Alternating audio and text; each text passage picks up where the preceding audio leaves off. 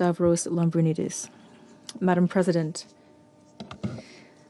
in the night of June 12th to 13th, member states of the parties to the NPT carried out unprovoked aggression, bringing the world to the brink of nuclear disaster. The Russian Federation strongly condemns the attacks on Iran, including its peaceful nuclear infrastructure, which is subject to IAEA safeguards.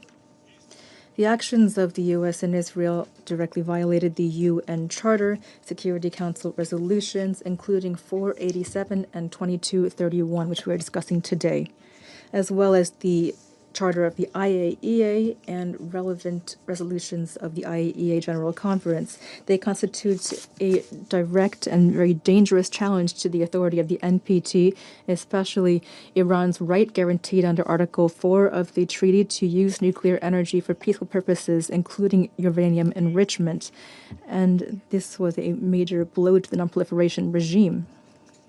And all of these actions were carried out by two states, one of which is a depositary of the NPT, while the other, for decades, has refused to accede to this crucial element of international security and has refused to subject its nuclear activities to IAEA safeguards.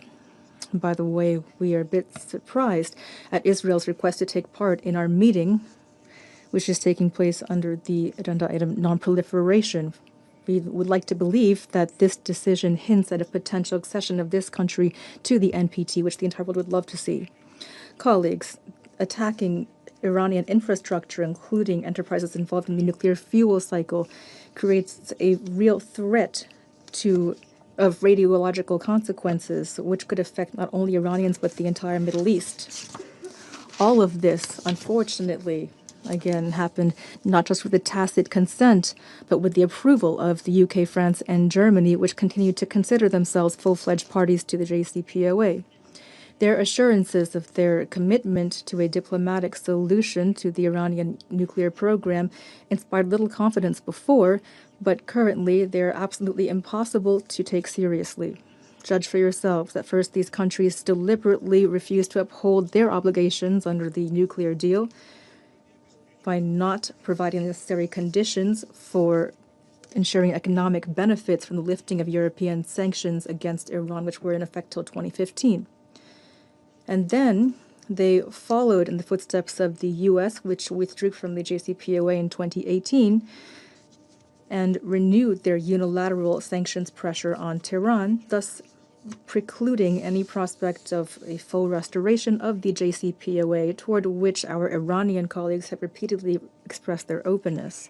At the same time, Berlin, London, and Paris attempted to portray Iran's legitimate retaliatory measures, which they themselves, Berlin, London, and Paris, provoked, as unleashing some imaginary Iranian nuclear threat. They repeatedly attempted to undermine the cooperation between Iran and the IAEA Secretariat, which included efforts to settle unresolved questions. And even in spite of that, Iran remained and remains the most rigorously verified state out of all the members of the IAEA. And the Director General of the IAEA's reports clearly indicate the lack of any proliferation risk. Here I emphasize that the IAEA's reports in nowhere mention the conversion of Iran's nuclear material for military purposes or for any undeclared purposes. So the IAEA has observed no signs that Iran is developing a nuclear weapon. Therefore, all of the assertions of our Western colleagues to the contrary are falsehoods calculated for an audience that has not read these reports or that do not understand this issue. The cynicism and hypocrisy of our Western colleagues reached a peak on June 12th. On that day, the IAEA Board of Governors adopted yet another puffed-up resolution on Iran, divorced from reality and inspired by Western countries. Immediately afterward, Israel carried out strikes against Iran's peaceful nuclear sites. A week later, the sovereign territory of Iran was attacked by the U.S., and this demonstrates that this what demonstrates that this 1-2 punch was agreed upon ahead of time, the UK and France, which claimed to be champions of diplomacy, rushed to defend the aggression of West Jerusalem and Washington. As a result, last Sunday, we witnessed another attempt to legitimize the use of force in contravention of the UN Charter and strikes on peaceful nuclear facilities in violation of the IAEA Charter and all norms of nuclear safety and security. And German Chancellor Friedrich Merz even made so bold as to cynically remark, as he